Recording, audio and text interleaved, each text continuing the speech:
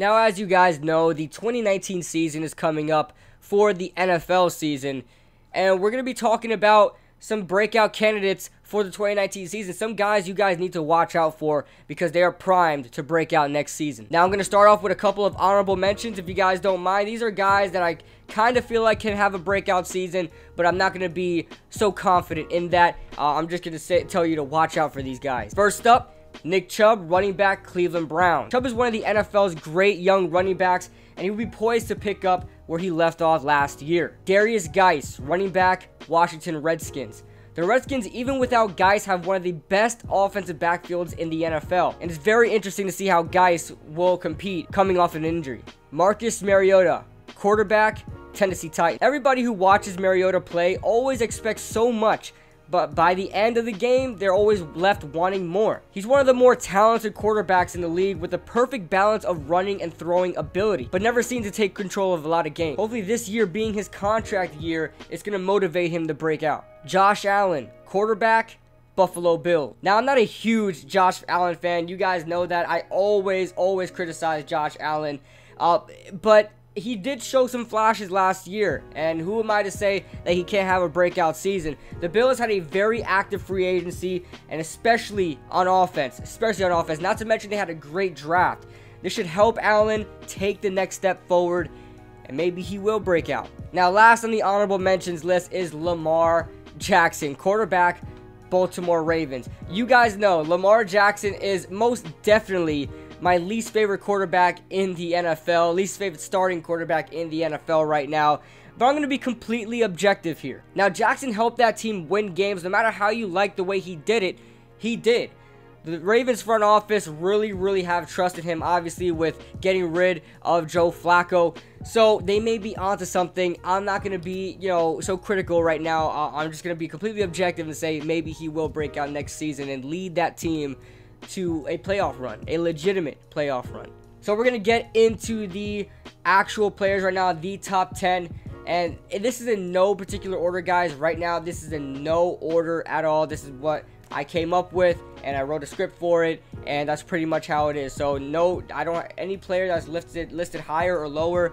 There's no scale. So first up, Derek Barnett, defensive end, Philadelphia Eagles. Barnett was one of my favorite prospects in recent years coming into the draft, but he never really got his chance on the field as a full-time pass rusher with the fantastic depth that the Eagles had in past years. Veteran pass rusher Chris Long rode off into the sunset, and Michael Bennett was traded to the New England Patriots. So now it's Barnett's turn to take the reins and show off his true potential. Number 9, David Johnson, running back, Arizona Cardinals. Now, just a couple years ago, DJ was highly regarded as arguably the best running back in the league, but after a week 1 wrist injury in 2017 against the Lions, it all went downhill from there, in which he was put on IR and didn't play that whole entire season. 2018 was a decent year for David Johnson, racking in about 1,300 total yards, including 940 rushing yards with 10 total touchdowns.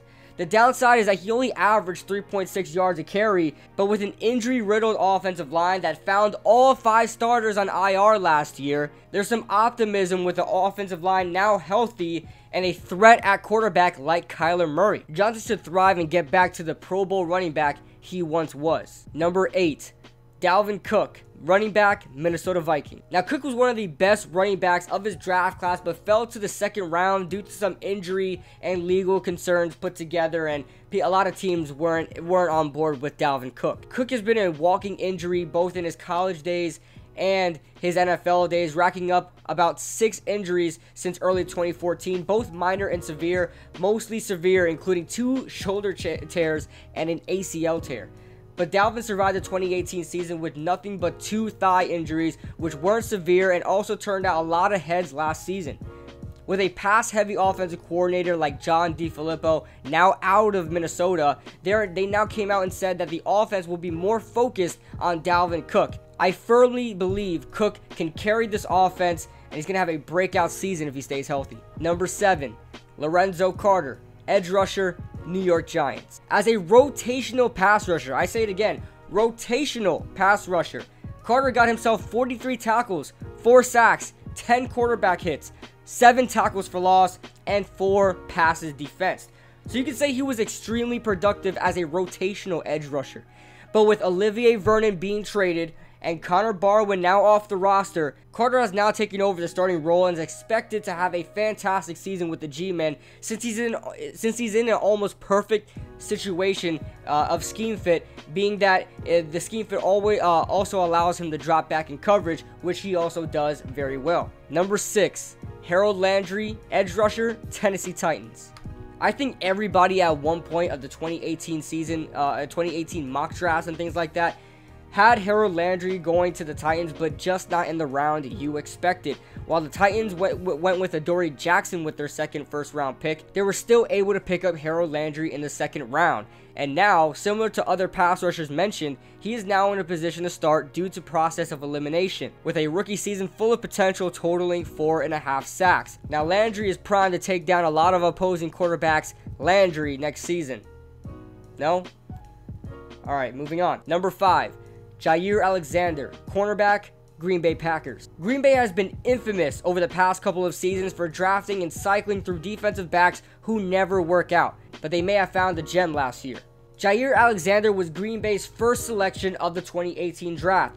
They drafted another cornerback, Josh Jackson, who was meant to compete with Jaire for a starting role on the roster.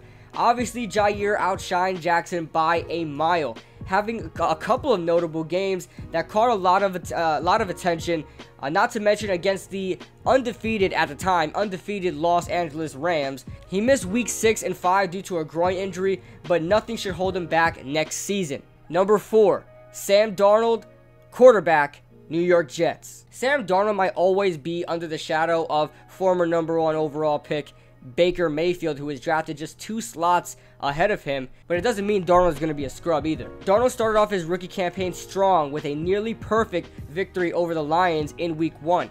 He was on the money, completing 76% of his passes, where he was 16 of 21, 2 touchdowns, and a pick. He had a roller coaster of a rookie season, but the good most certainly outweighed the bad. His best game by far came in a loss at home against the Green Bay Packers, in which they lost 44-38 in overtime. He was 24 of 35, 341 yards, and 3 touchdowns with no picks, which was good for a 128.4 quarterback rating. So he definitely went punch for punch with Aaron Rodgers, one of the best quarterbacks in the league. It's safe to say the Jets have themselves a franchise quarterback. Number 3, Calvin Ridley, wide receiver, Atlanta Falcons. Now, when the Falcons drafted Ridley, it came as a shock as nobody expected them to draft a wideout with a first-round pick. But it all made perfect sense. Being the quick and shifty slot wide receiver is the perfect complement to Julio Jones, and it showed last season, racking up 64 catches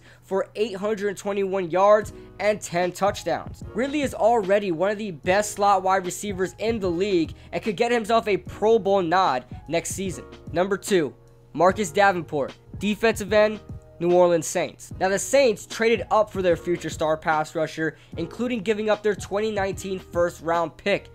They actually gave up a lot for the small school pass rusher. After a very underwhelming season, revealing Davenport was playing on an injured toe that was bad enough to end his season last year, he still had a solid first half season, racking up 4.5 sacks. He's definitely going to be a force to be reckoned with when he's healthy, with a newly paid Cam Jordan that offenses need to hone in on. Now, number 1, I put 2 players together, being that it's an either-or situation.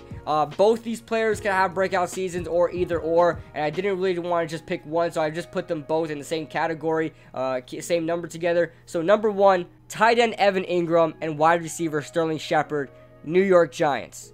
Now, obviously, I'm going to notice this because I'm a New York Giants fan. I did go through all the team's rosters and stuff like that to go over who could have a breakout season, but you know, obviously looking at my own team's roster, the New York Giants, I had to have noticed these 2 players. So let's start off with Sterling Sheppard. Now, Sheppard isn't quite a household name to fans that aren't New York Giants fans, but he definitely should be. Statistically, Sheppard had his best season last year with over 800 yards, but his best season for sure was the 2017 season, where he didn't play the whole season, but still came up with just under 750 yards. Without Odell there, Sterling should be Eli's number 1 target, and he is the longest tenured wide receiver on that roster, and obviously has the best chemistry with Eli on that roster. Next up, we move on to Evan Engram. Now, it's become a common pattern that most Giants fans have realized, including myself, that Evan Engram shines when there's no Odell Beckham. You look at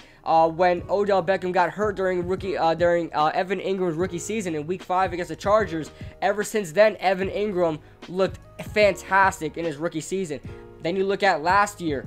There were some times where Odell couldn't play or Odell was barely used and Evan Engram went off. You look at towards the end of the season last year where Odell was hurt and couldn't play.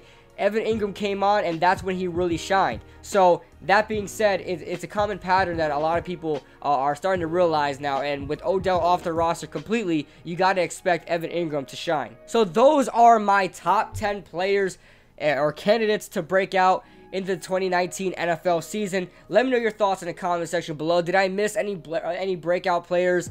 Leave your thoughts in the comment section below. Subscribe if you guys are new. Make sure to hit that like button. I will see you guys in the next video.